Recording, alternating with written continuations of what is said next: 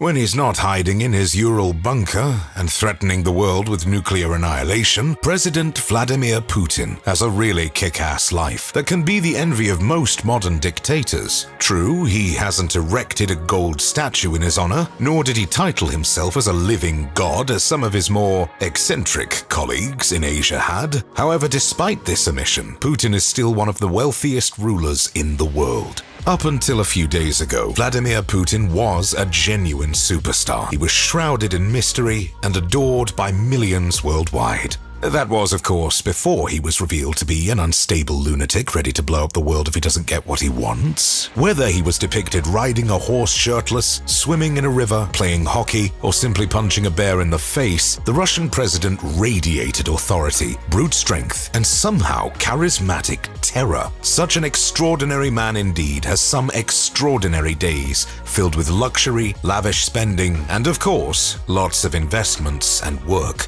While you'd be forgiven for thinking that President Putin's morning routine is filled with dripping vodka shots in his eyes, punching a dissident in the face, and arm wrestling a bear, the truth is that Russia's commander-in-chief has a much more boring start of the day. When Putin has no foreign meetings, he prefers to stay in bed as late as noon. That explains how he keeps looking threatening at the age of nearly 70. His breakfast consists of the most boring menu you could think of: an omelette, fresh fruit juice, porridge, and some cottage cheese if he's feeling wild. These abs need their protein after all. While his breakfast may be as vanilla as they come, it's anything but cheap. Everything Putin puts in his mouth was freshly picked up by local farms owned by the head of the Russian Orthodox Church, Patriarch Kirill, and baked in his own kitchen by a highly trained and well-paid cook. As you might have guessed, just like many previous Russian dictators, Putin has a general paranoia of getting poisoned, which, considering his position, is not that far-fetched. Naturally, this makes the Russian president a very picky eater, and he always insists on taking his personal cook wherever he goes on international visits. Needless to say, Putin's cook is one of his closest people and is handsomely paid for his loyalty and most likely for the delicious porridge he serves. That doesn't mean the president rejects all the tasty food on diplomatic visits. However, before Putin touches anything, it must be cleared by Russia's secret services. As a former KGB agent, Putin knows far too well how things can go south in a matter of seconds if he's not sharp. Interestingly, Russia's president point-blank refuses to drink milk. It's not known, however, if he dislikes the taste or simply hates cows just as much as American imperialists. After breakfast, Putin will enjoy a cup of Novichok-free coffee in his gigantic palace just outside of Moscow. The Russian president surely knows how to live large. His Novo-Agayevo estate certainly doesn't lack amenities with its indoor heated pool, sauna, some small cold water plunge pools, luxurious furniture, and lavish decoration. Being Russia's president, Putin certainly has a lot of vital responsibilities to his country and nation. However, Vladimir's first priority is his body. That's why, after a healthy breakfast, it's time to burn these pesky calories with 2 hours of swimming. It's said that a lot of his governing decisions are taken while he is swimming, which would certainly explain why Russia's economy is going down the drain. At this point, it's way past 2 p.m., and different ministers, MPs, advisors, and journalists are waiting for Putin's advice on running the country. After all, nothing in Russia happens without the supreme leader's knowledge, and being paranoid as he is, the president holds a tight grip on every aspect of Russia's governing. However, all the visitors will have to wait for a bit more. Typically, the wait time to see Putin is said to be between 2 and 4 hours, depending on the urgency of your query. If you're a journalist, you might have to pack some snacks for the wait. The only positive thing is that typically the waiting happens in one of the Kremlin's multiple ultra-classy conference rooms. It is said that they look more like entering a throne room rather than a regular cabinet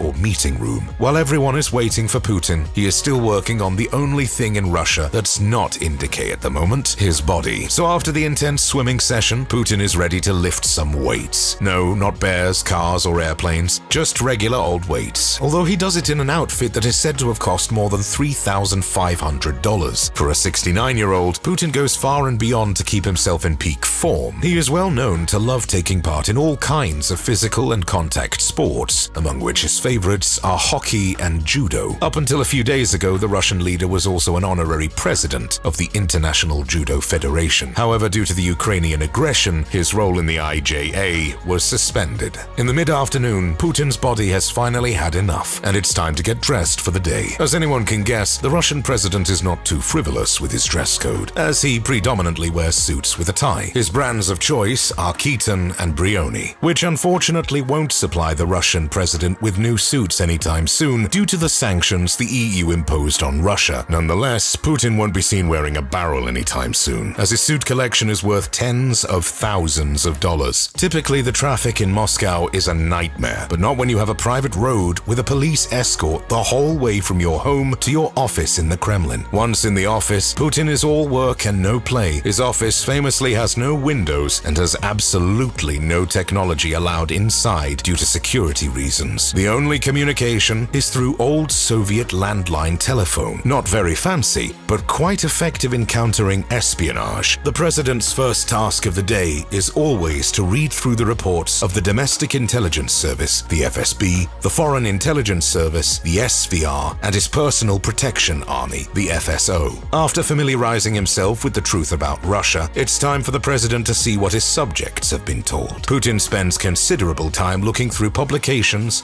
printed in the heavily censored national tabloids. He especially enjoys reading articles that praise him, which are not in shortage in the state-run media. Next are the lightly censored broadsheets, considered the quality press in Russia. Finally, his least favorite, for obvious reasons, is the foreign press. After all, Putin hasn't got a great image outside of Russia, but he also needs to know what's going on in the world and what he can exploit. When the president is in a good mood, he enjoys watching satirical videos of himself, but never in his office. So, Vladimir, if you are watching this, hey! Also, please refrain from pressing the big red button that will make the world a nuclear wasteland. Putin's daily schedule is split into 15-minute slots. That's not unique to him, though. That's how most world leaders manage their time. Meetings, press conferences, starting wars, it's all scheduled far in advance. This schedule is kept even when Putin travels abroad. Russia's president doesn't spare any money when he travels for international events. His delegation usually occupies a luxury hotel, especially chosen by the SVR and FSB. After a thorough inspection and swipe, the whole building is sealed before the president's arrival. Putin travels with 3 airplanes. One he has for himself and his inner circle, one for the rest of the delegation,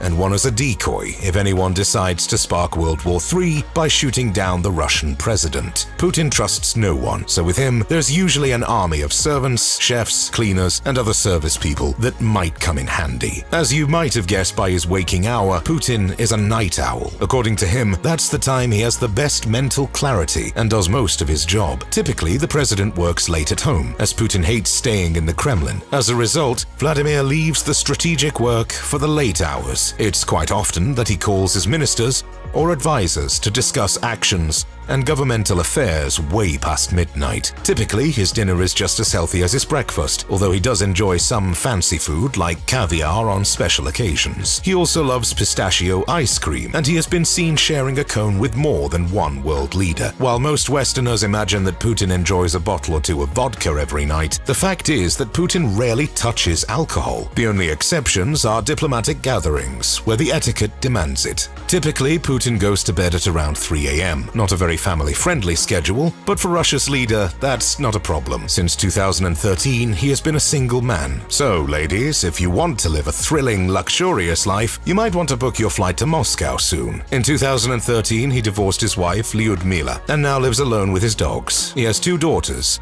but little is known about their lives.